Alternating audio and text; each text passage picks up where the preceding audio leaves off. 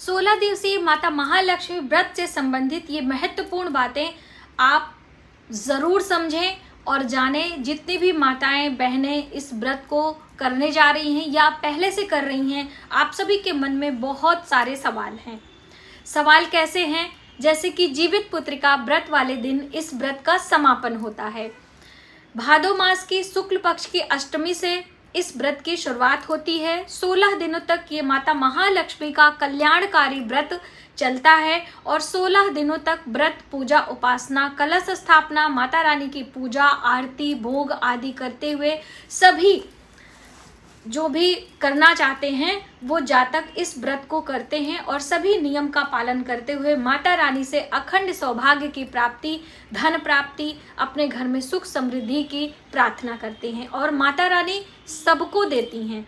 दोस्तों, ये व्रत अमोघ है, अमूल्य है।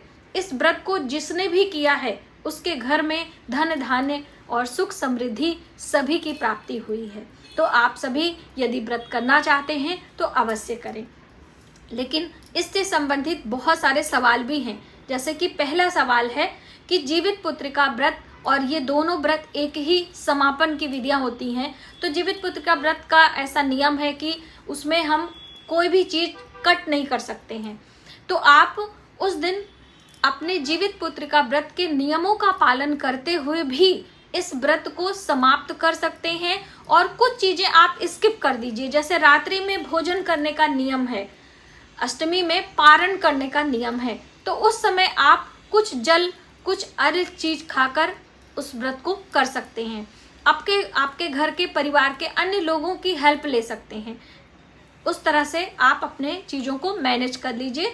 दोनों ही व्रतों का पुण्यफल आपको मिलेगा। अब दूसरा सवाल आता है कि जो लोग 16 दिनों का व्रत नहीं कर सकते हैं, जैसे कि 16 दिवसीय माता महालक्ष्मी का ये व्रत है, 16 दिनों तक व्रत, 16 बार चंदन टीका, 16 बारी हम मंत्रों का जप करते हैं और कथा पढ़ते हैं। तो क्या आरती भी 16 बार हमको करनी होती है? ऐसा लोगों का प्रश्न है। तो देखिए, 16 दीपकों से आरती हम आखिरी वाले दिन करते हैं। हर दिन एक दीपक से और एक बार आरती करना होता है। ठीक है। पूजा हमें सुबह शाम करनी होती है। मंत्रों का जप हम दोनों समय करते हैं। माता रानी को पुष्पों की माला, भोग, ये सब चीज़ें हमें हर दिन करनी होती है। जो श्रृंगार की सामग्री हम पहले दिन चढ़ाते हैं, उसके बाद आखिरी वाले दिन हम 16-16 की संख्या में सभी चीज़ें चढ़ाते हैं। अब 16 दिनों का व्रत हम नहीं कर पा रहे हैं तो सिर्फ 3 दिनों का व्रत करके भी हम इस व्रत को कंटिन्यू कर सकते हैं। यानी पूजा उपासना आप करें, व्रत आप सिर्फ 3 दिनों का करें।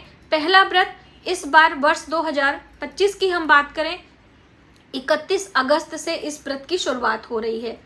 भादो मास की शुक्ल पक्ष की अष्टमी, जिसे राधा अष्टमी के नाम से जाना जाता है, उसी दिन से इस व्रत की शुरुआत होती है और बीच में दूसरा व्रत पूर्णिमा का करना होता है और आखिरी वाला व्रत आपको करना है।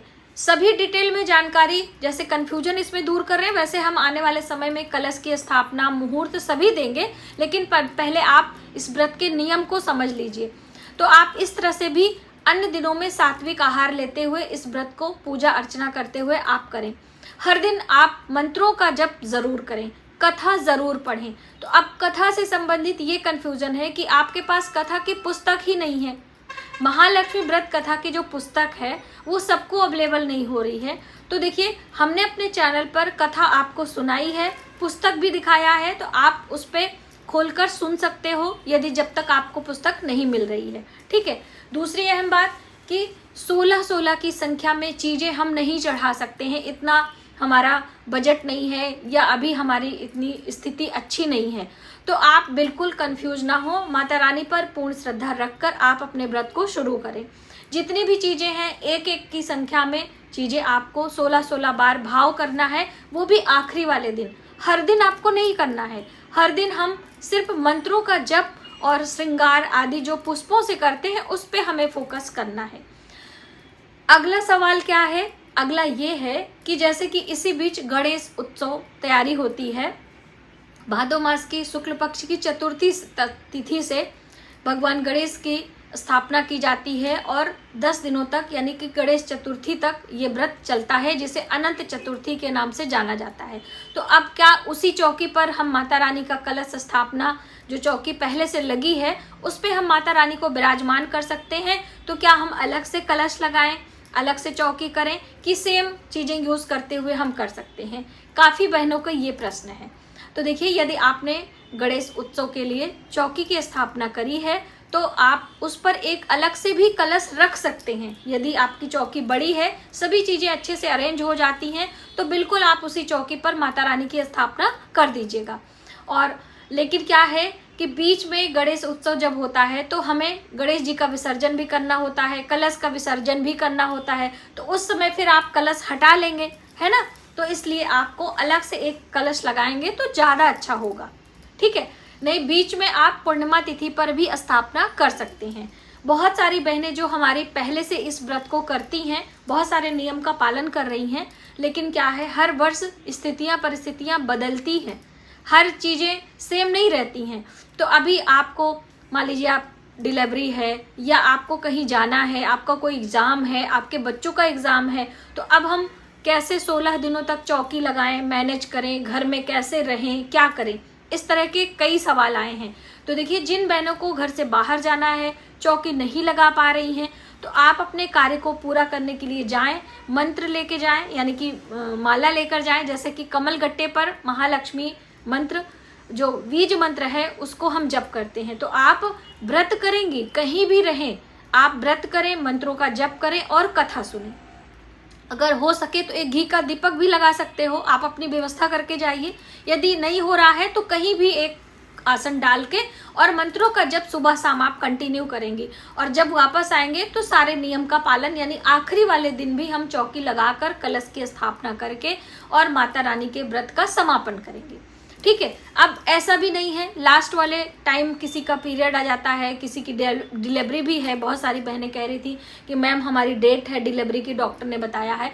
तो ऐसे में आप अपने पति को व्रत रखवा कर इस व्रत को कंटिन्यू रख सकती हैं, और स्वयं आप अगले वर्ष सभी नियमों का पालन करेंगे, यानी कि जो 16-16 की संख्या में चढ़ाना है उसके लिए आप कुछ धनराशि निकाल दें और अगले वर्ष आप उसको डबल करिएगा। इस तरह से भी किया जा सकता है, क्योंकि देखिए 16 वर्षों का ये व्रत है, ठीक है। तो इसमें कुछ ना कुछ स्थितियां परिस्थितियां तो बदलती ही हैं, इसमें कोई संदेह नहीं है, लेकिन उसे हमें खुद से मैनेज करना होता है। पुस्तक के बारे में बहुत सारा सवाल है, तो मैंने पहले ही आपको क्लियर कर दिया कि भाई चैनल पर मैंने कथा आपको सुनाई है, आप उस कथा को सुन लीजिए। सूप में रखकर सभी चीज़ें 16 श्रृंगार की, जिसमें कि हल्दी भी रहता है, पान सुपारी लौंग इलायची, सभी कुछ 16-16 की संख्या में हमें सिर्फ आखिरी वाले दिन ही करना है।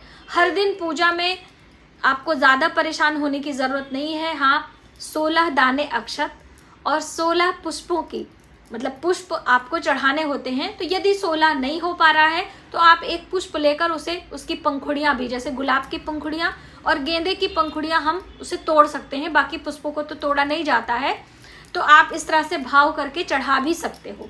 चंदन हम 16 बार लगाते हैं। टीका जो होता है, माता महालक्ष्मी का जो मंत्र होता है, वह हम माला की हम बात करें तो आप 1 माला 2 माला 3 माला करें, लेकिन मंत्र 16 जो होता है वो आप पढ़ें।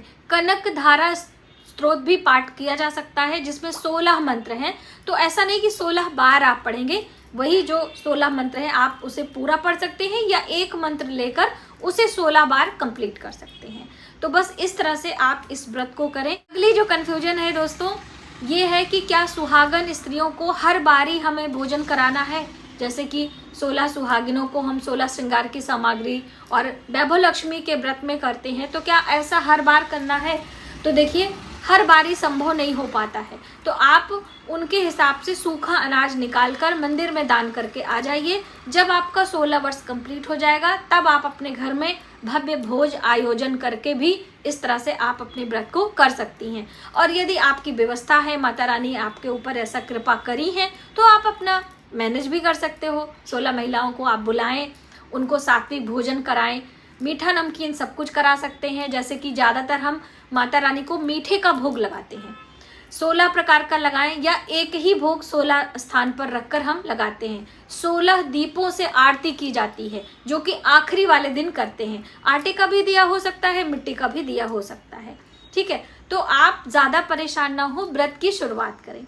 व्रत सिर्फ 3 दिनों का करना है। यदि आपसे 16 दिनों का नहीं हो जा रहा है, बीच में आप सात्विक आहार ग्रहण कर लीजिएगा।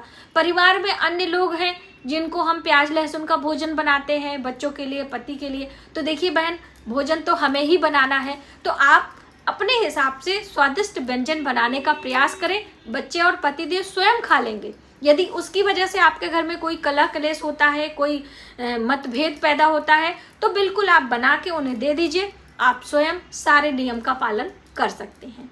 तो मुझे उम्मीद है कि इस वीडियो से आपके सभी कंफ्यूजन दूर हुए होंगे और आप इस व्रत को वर्ष 2025 में, जो कि 31 अगस्त से शुरू हो रहा है, आप इसे लगातार करने का प्रयास करेंगी और माता महालक्ष्मी की कृपा आपके ऊपर सदैव बनी रहे, ऐसी मेरी शुभ कामना है। तो आज की वीडियो में बस इतना ही। मिलते हैं एक नई जानकारी के साथ नए वीडियो में। तब तक आप अपना, अपने परिवार का ख्याल रखें।